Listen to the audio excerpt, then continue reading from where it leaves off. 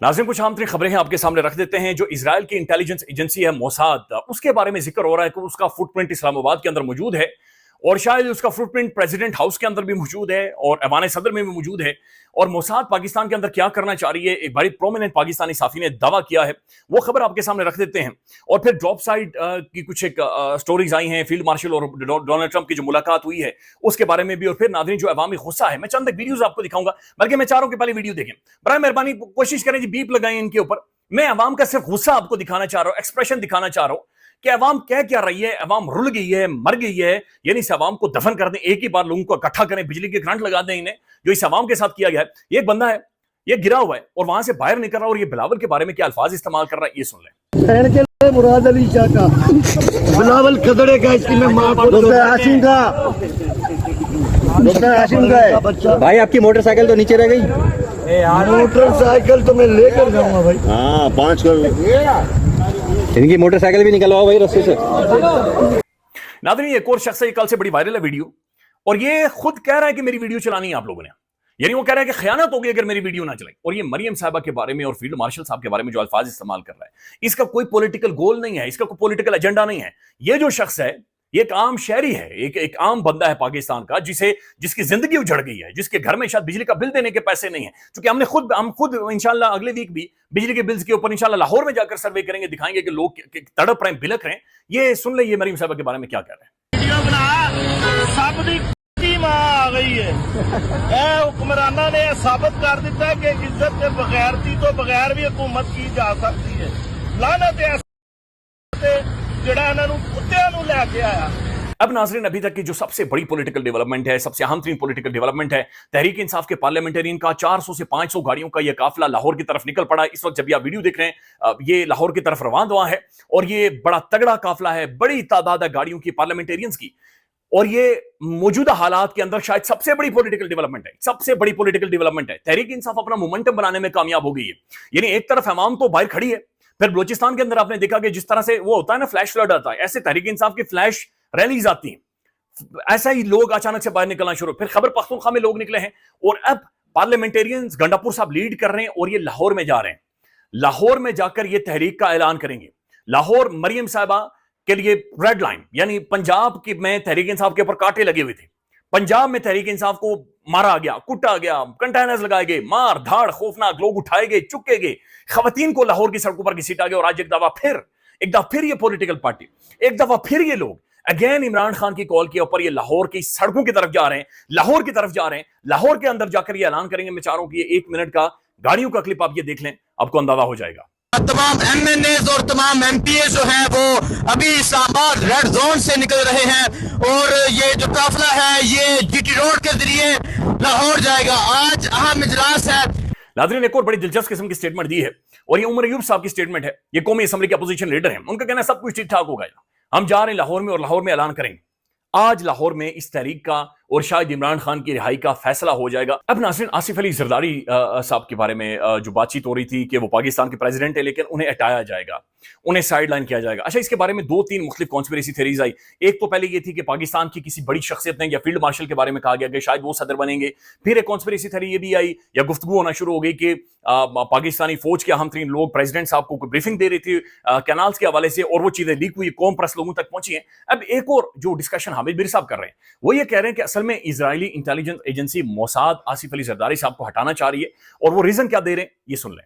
और मोसाद जो है वो आज से नहीं बल्कि काफ़ी सालों से सदर आसिफ अली जरदारी के खिलाफ है, क्योंकि जब वो पिछले टेन्योर में सदर पाकिस्तान थे तो उन्होंने सऊदी अरब और ईरान के दरमियान सुलह करवाने के लिए एक रोल प्ले किया था, और इस सिलसिले में वो चाइना को लेकर आए थे इस मामले में कि ईरान और सऊदी अरब की सुलह करवाई जाए। और फिर ये मामला जो है ये काफ़ी आगे बढ़ा, और आखिरकार चाइना ने ईरान और सऊदी अरब की सुलह करवा दी। अब नाज़रीन, इसी बारे में हफीजुल्लाह नियाज़ी साहब लिखते हैं कि जरदारी साहब को सदारती मनसब से नहीं हटाया जा रहा।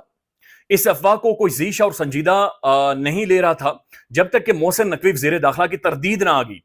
तब पता चला कि दाल में कुछ ना कुछ काला है और चिंगारी बदरजा अतम मौजूद है।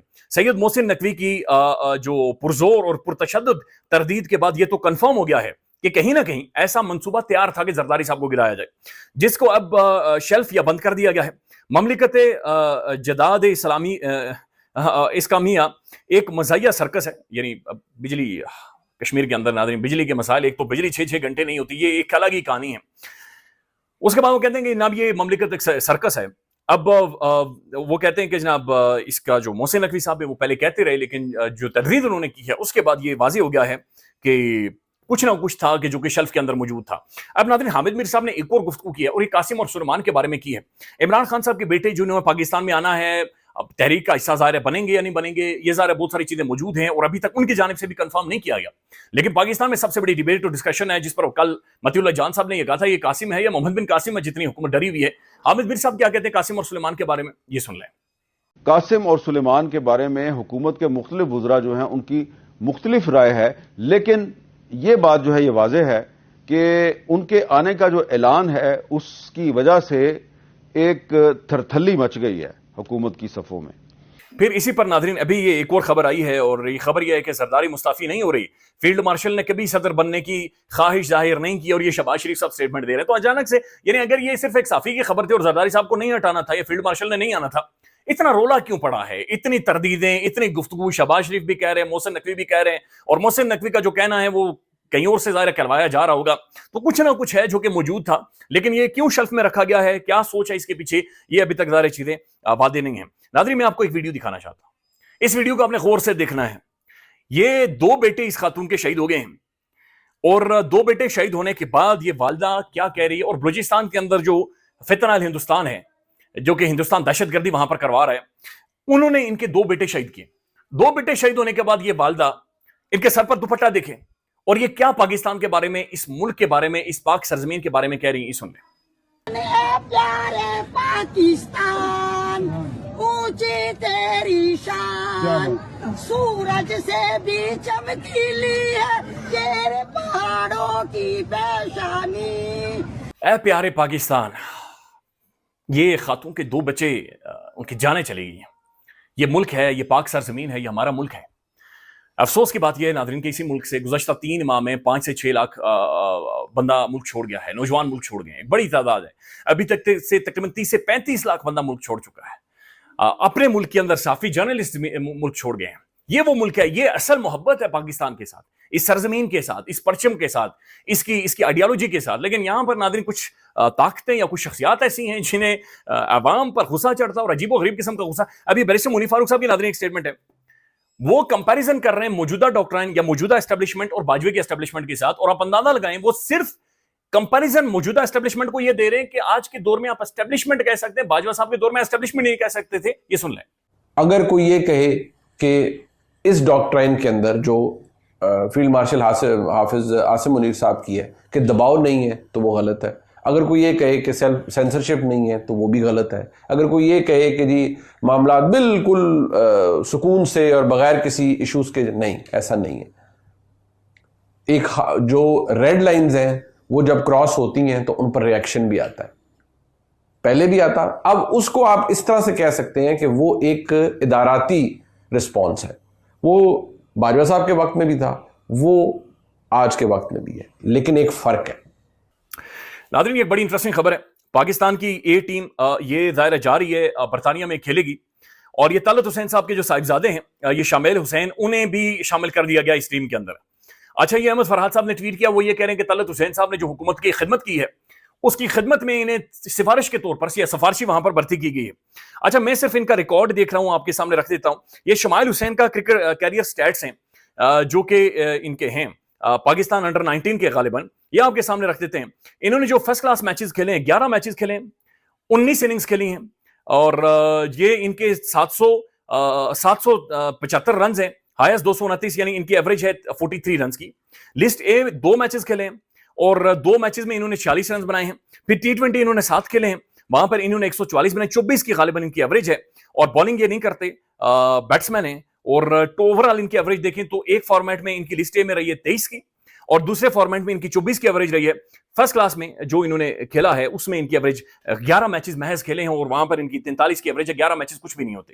اور اس کے بعد انہیں پاکستان اے ٹیم میں شامل کر دیا گیا ہے، جس کا یہ باقاعدہ سے حصہ ہوں گے، اور دوسری جانب ناظرین ایک اور سٹیٹس آپ کے سامنے میں رکھ دیتا ہوں.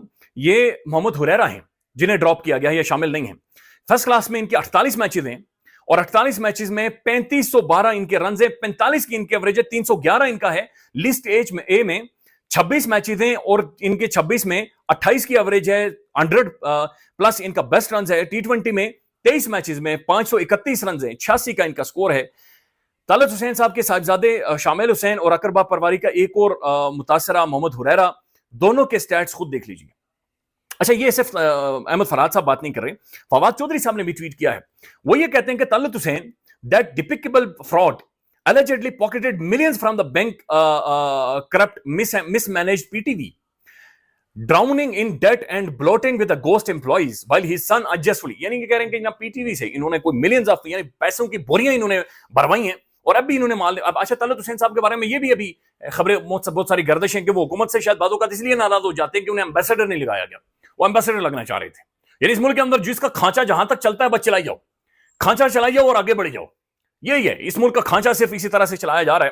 اور وہ بھی لکھ رہے ہیں کہ ڈسگریسفلی سائڈ لائننگ اے مور ڈیزرونگ پلیئر, یعنی بہت سارے ڈیزرونگ پلیئر کو سائڈ لائن کر کے اپنے بیٹے کو انہوں نے شامل کرے. بٹ آئی اسٹل بلیو, دیکھیں کرکٹ گراؤنڈ کی گیم ہے, کرکٹ باہر بیٹھ کے آپ ٹھیک ہے تھوڑا سا پروٹوکول لے لیں گے یا مراعاتیں بھی لے لیں گے, لیکن گراؤنڈ میں جا کر اصل نہ آپ کا تپڑ کتنا پتہ چلنا, آپ کے خون کی گرمی کتنی ہے وہ گراؤنڈ میں پتہ چلنی ہے. جب برطانیہ کے, آسٹریلیا کے اور انڈین فاسٹ بولر سامنے آئیں گے تو محترم طلعت حسین صاحب کے شمائل کی بھی کہانی سامنے آ جائے گی. دیکھیں اگر تو تگڑا کھیلنے والا ہے تو یہ ہمارے ملک کے لیے فخر ہے. وی نیڈ سم بڈی جو کہ ایک ایجوکیٹڈ فیملی سے آئے اور کرکٹ ٹیم کا حصہ بنے, لیکن میرٹ کے ذریعے آئے.